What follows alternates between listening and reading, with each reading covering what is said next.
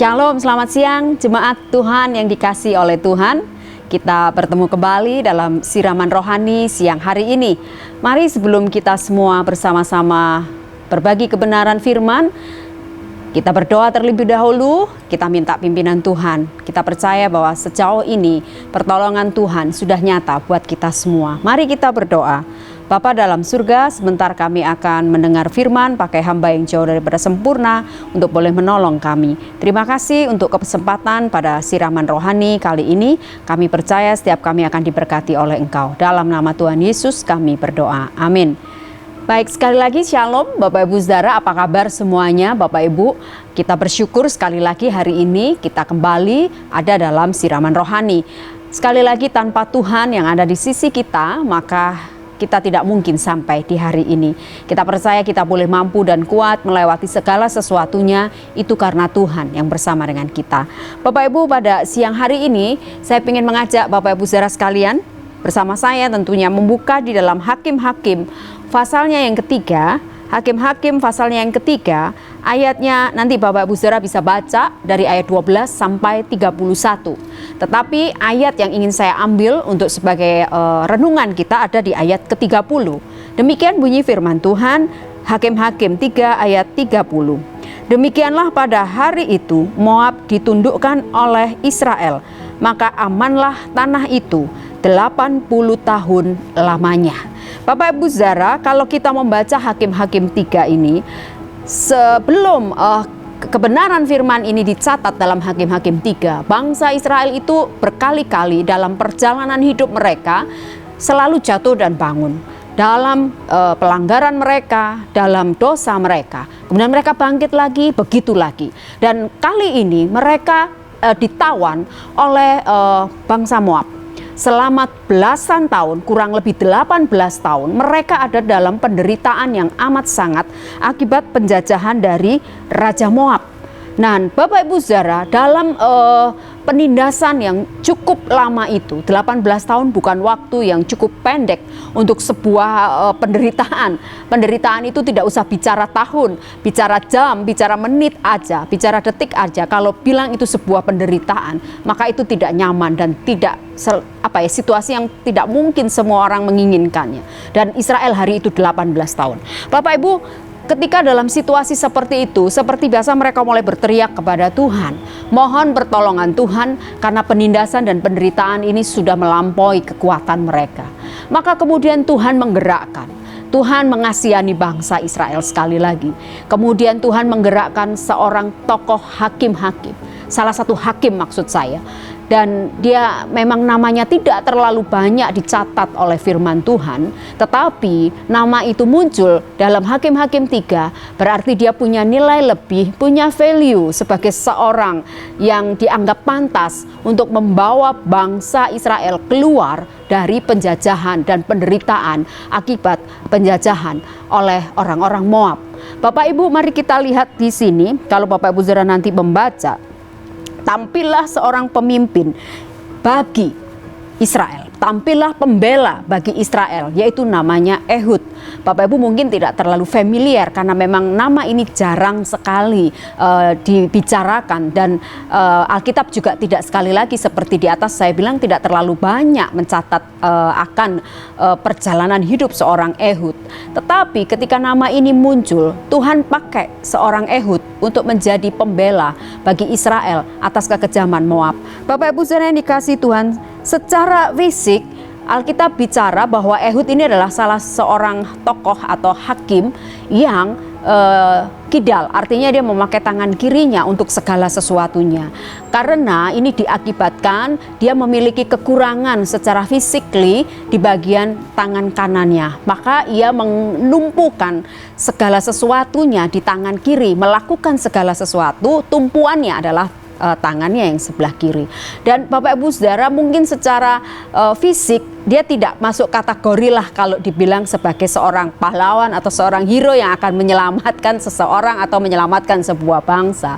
Tetapi sekali lagi kali ini kita melihat kenapa justru Ehud yang dipakai oleh Tuhan.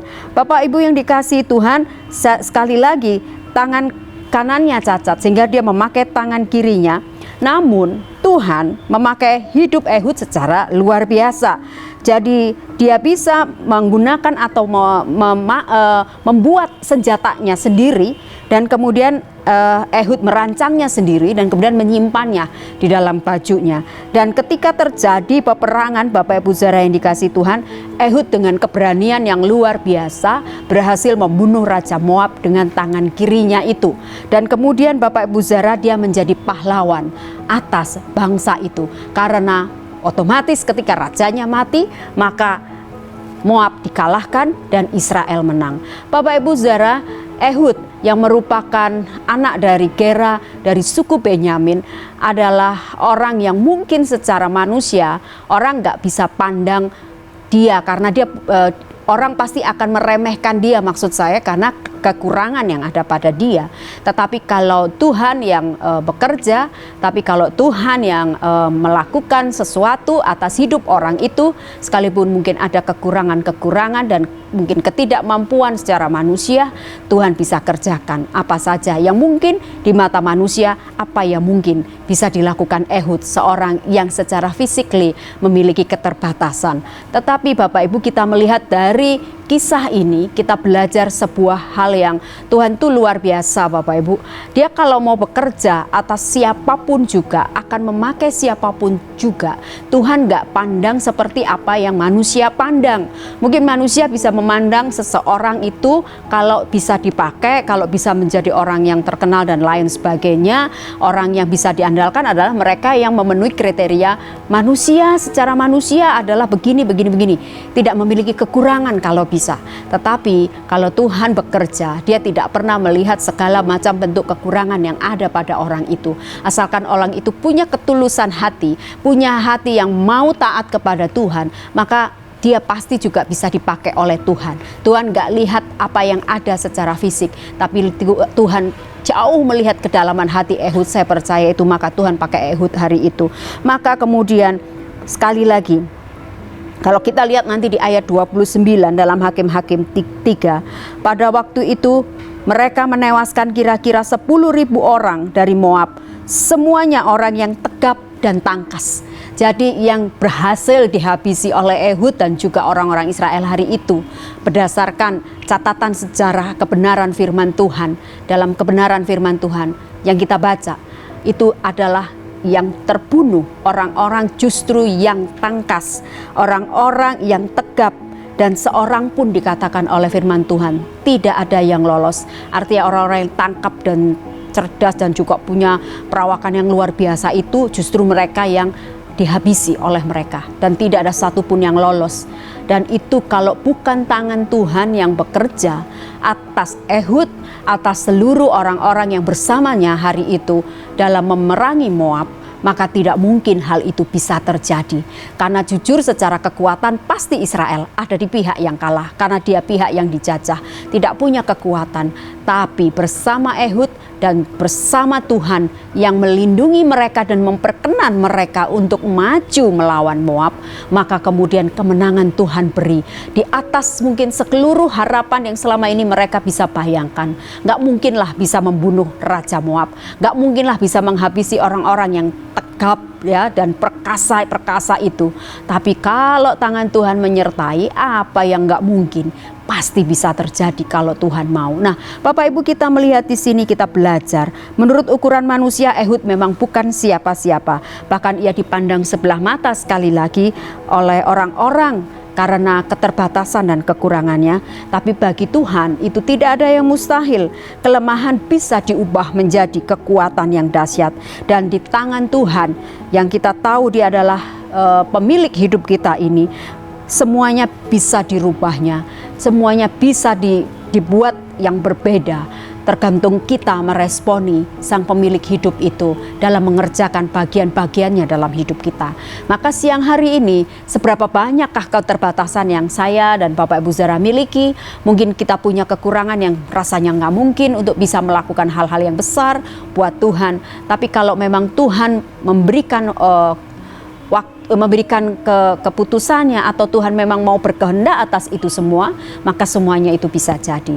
Maka jangan pernah merasa minder, jangan merasa takut atau merasa kecewa dengan segala keterbatasan yang ada pada kita, percayalah seperti Ehud, keterbatasan dan kekurangan yang ada pada kita bisa Tuhan pakai kalau memang Tuhan bekerja atas kita. Jangan pernah sia-siakan Sang Penjunan itu yang akan bekerja atas hidup kita masing-masing. Di atas segala kelemahan yang kita punya Tuhan yang dahsyat dan ajaib.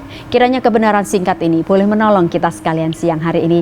Tetap semangat, tetap berjuang Bapak Ibu di tengah situasi apapun. Percaya tidak ada yang mustahil kalau Tuhan beserta dengan kita. God bless you. Mari kita akan berdoa. Bapak, terima kasih untuk siang ini. Kami bersyukur untuk apa yang boleh kami dengar. Jauh daripada sempurna, tapi kiranya kebenaran ini boleh menolong setiap kami. Belajar dari seorang Ehud yang di tengah keterbatasannya Tuhan juga bisa pakai. Kami percaya seberapapun kami yang sudah mendengar dan melihat, mungkin kami punya kekurangan-kekurangan, punya kelemahan-kelemahan, tapi kami percaya Tuhan juga bisa pakai kami. Tolong kami, beri kami kekuatan melewati hari-hari kami Tuhan. Dalam nama Tuhan Yesus kami berdoa. Amin.